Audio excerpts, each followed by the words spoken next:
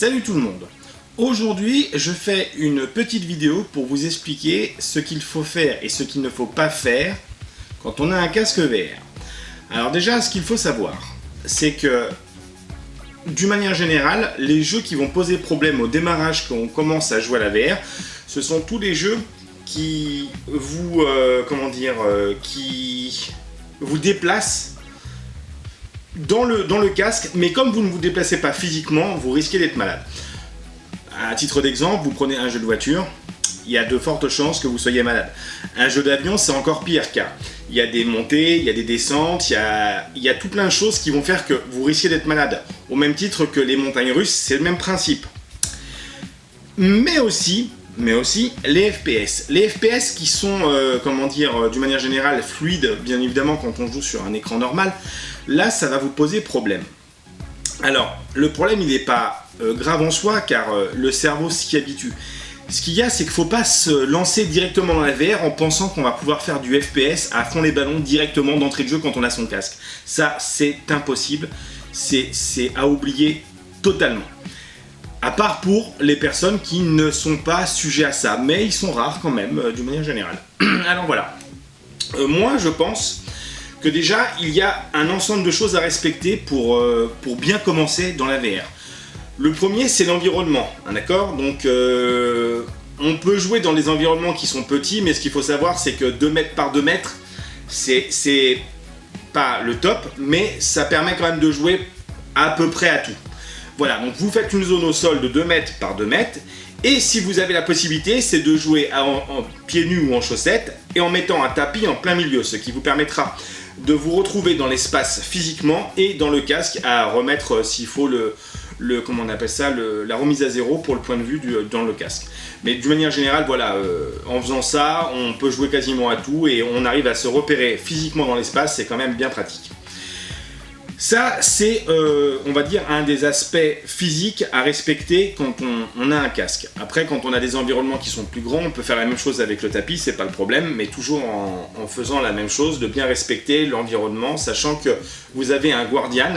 Alors, le Guardian, c'est pour les casques Quest. Après, je ne sais pas comment ça s'appelle sur les autres casques. En fait, ça vous permet de délimiter une zone physiquement à respecter et que vous aurez les limites dans le casque pour ne pas justement cogner des meubles, etc., etc. Et en plus de ça, le Quest permet aussi, grâce aux caméras, de voir s'il y a quelqu'un qui passe devant vous. Bon, voilà. Bon, ça c'est gadget, tout le monde sait très bien qu'il faut approcher personne quand on joue en VR, car malheureusement, comme on ne voit pas, on a du mal à savoir s'il y a quelqu'un à côté de nous ou pas. Donc voilà, donc ça c'est pour tout ce qui est, parce que comme le Quest 3S va sortir, plein de gens vont peut-être se précipiter sur le casque en pensant que la VR c'est universel, alors que pas forcément. Moi qui joue à la VR depuis longtemps maintenant, et assez souvent, et qui joue aux jeux vidéo depuis très très longtemps de manière assez récurrente, je peux dire sincèrement que pour moi la VR n'est pas forcément universelle. Universel, ça veut dire quoi ? Ça veut dire que n'importe qui peut jouer. Et là, forcément, la VR, ça va pas forcément être le cas.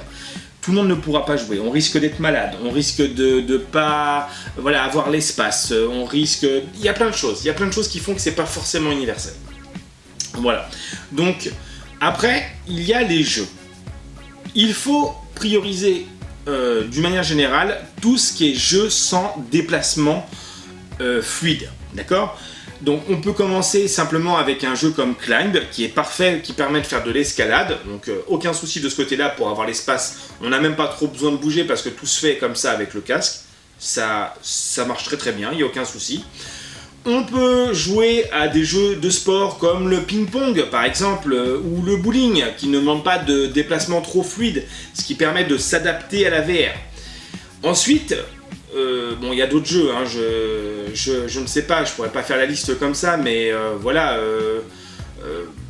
d'une manière générale, les jeux de sport, les jeux de tir sur des endroits fixes, par exemple comme Crisis Brigade, le premier ainsi que le second qui est très très bien, est parfait pour commencer la VR, car vous devez vous cacher, mais de manière physique, ça veut dire que c'est en room scale, c'est-à-dire que il y a un véhicule devant vous dans la première mission, par exemple, il faut vous mettre derrière le véhicule physiquement pour éviter les tirs des ennemis. Donc grosso modo, c'est assez simple de le faire physiquement, donc on n'a pas de cinétose à ce moment du jeu. Donc ça, c'est un jeu voilà, qui permet vraiment d'avoir un jeu d'action et de profiter quand même de la VR.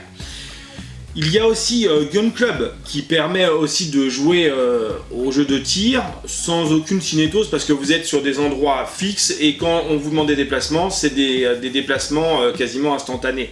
Donc pas trop de problèmes non plus à ce niveau-là. Le jeu de pêche comme Real VR Fishing qui n'a aucune cinétose parce que vous êtes en place et vous pêchez. Ceci étant, quand vous êtes en mer et que vous êtes sur le bateau, vous avez l'effet de l'eau et du bateau. Donc là, par contre, pour la cinétose, si vous êtes un petit peu, vous avez des walkers en mer, ça risque de le faire aussi. Voilà. Après, quand on commence à passer ce stade-là, il faut se dire que si on a des suées où on n'est pas bien, on joue un petit quart d'heure, on a chaud, on arrête, on pose le casque. Soit on attend, je sais pas, 2, 3, 4 heures, et puis on rejoue peut-être un petit quart d'heure, et puis on reprend comme ça, et vous verrez qu'avec le temps, rapidement, vous allez vous y faire, votre cerveau va pouvoir dire, en fait, le corps dit au cerveau et s'habitue, en disant non mais c'est pas grave, il ne bouge pas physiquement, mais le cerveau vous dit que les yeux ils disent que si, mais c'est pas grave, tout est en osmose, il n'y a pas de problème. Bon, ça va prendre un certain temps, mais c'est assez rapide en soi. Donc le mieux, c'est pas de prendre le casque comme je l'ai pu le lire, je suis malade, je prends le casque, je le range pendant 7 jours, je le ressors, mais je suis encore malade au bout de 7 jours. Bien évidemment. En fait, c'est pas comme ça que le corps et le cerveau vont s'habituer à la VR. Il faut jouer progressivement, de plus en plus, et à un moment donné, c'est parti, on n'a plus de problème. Ensuite, quand vous avez passé ce stade-là, il faut savoir quand même que les mouvements fluides sont quand même assez... c'est ce qu'il y a de plus difficile en fait avec la cinétose. Donc moi je serais d'avis déjà de tester des jeux où on a des déplacements en téléportation, comme Vader Immortal, comme Arizona Sunshine, qui permettent de vous déplacer finalement en téléportation, aucune cinétose, il n'y a aucun mouvement fluide, donc le cerveau pour lui il n'y a pas de problème, on peut se téléporter, donc il n'y a pas de souci. Ce qui permet déjà de s'adapter au déplacement dans l'espace du jeu. Vous voyez, c'est un cheminement intellectuel. On joue à des jeux où on reste en place, d'accord, que ce soit de tir ou de sport. Ensuite, en téléportation, mais avec des déplacements. Et la dernière étape, c'est les déplacements fluides et les jeux de voiture, etc. Alors les déplacements en téléportation, il y en a quand même pas mal, des jeux qui sont comme ça. Voilà, ça c'est très bien pour commencer à appréhender justement les mouvements fluides.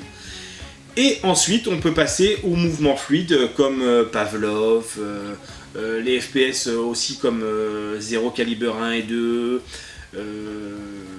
Crashland qui est très très bien. Alors pour Cosmodread, il y a des téléportations, mais je trouve que justement le fait que en fait, le personnage se déplace un petit peu comme ça, ça fait un peu les walkers quand même. Donc voilà, pour moi, c'est comme s'il avait un déplacement fluide, donc c'est pas tip top. Ce que je n'ai pas cité dans les déplacements en téléportation qui est très très bien, c'est Red Matter. Voilà. Mais il y en a d'autres, hein, vous le verrez, parce qu'en fait, il le précise comme quoi il y a de la téléportation, c'est souvent des jeux d'aventure plus que des jeux d'action, à part pour Arizona Sunshine, où là, pour le coup, bien évidemment, c'est un jeu d'action où il y a des zombies, c'est un FPS, mais vous avez la possibilité de vous téléporter, ce qui est très bien pour, justement, commencer à s'y faire. Donc, comme je le disais, les mouvements fluides des jeux, il y en a un paquet. Et en tout dernier, quand vous êtes vraiment plus du tout malade avec les déplacements fluides dans les FPS et ce genre de choses, vous pouvez passer à la voiture et aux jeux d'avion. Parce que ce sont les jeux qui vont vraiment vous retourner. Le roller coaster, c'est pareil. Bien évidemment, ils font l'effet tunnel pour éviter la cinétose, mais je trouve que ça ne change pas grand-chose. Ça ne change rien même. Vaut mieux jouer quand on s'est habitué, et puis c'est tout. Il vous arrivera même quand vous êtes habitué, par exemple à un roller coaster, d'être malheureusement un petit peu ballonné à la fin de l'expérience. Ça, malheureusement, ça va arriver et il n'y aura pas que ce jeu-là. Les jeux d'avion, c'est pareil, c'est assez difficile au démarrage parce que vous avez des montées, des descentes, des virages très serrés. Le fait qu'on soit en l'air, en plus, comme on voit vraiment le vide, bah, c'est assez impressionnant en soi au démarrage. Donc, bien évidemment, c'est à réserver en dernière, vraiment dernière étape, où vraiment on a tout passé, les jeux statiques room scale, les jeux en déplacement, téléportation, les FPS fluides, et en tout dernier, c'est toute cette catégorie de jeux là qui sont un peu plus compliqués à gérer physiquement. Voilà, grosso modo, je vous ai expliqué pour bien démarrer, pas faire n'importe quoi, ne pas être déçu quand on reçoit le matériel et se dire « Oh bah je suis malade, je pense que c'est pas fait pour moi », ça c'est valable pour tout le monde, d'une manière générale, on l'accepte plus ou moins rapidement, mais on l'accepte quand même. Moi j'ai eu plusieurs exemples autour de moi de gens qui ont été un petit peu malades avec des bouffées de chaleur et tout, puis au bout du compte ils n'ont plus rien. Au contraire, même j'en ai eu qui n'ont rien eu du tout, mais par contre sur le long terme, il y a des choses qui les rendent un petit peu malades, comme les jeux d'avion par exemple. Donc je pense que le tout c'est une question d'habitude, et il faut commencer par étapes, ne pas brûler les étapes, et vraiment que le cerveau et le corps s'habituent à tout ça. Voilà. Je crois que j'ai fait le tour de la question. Ensuite,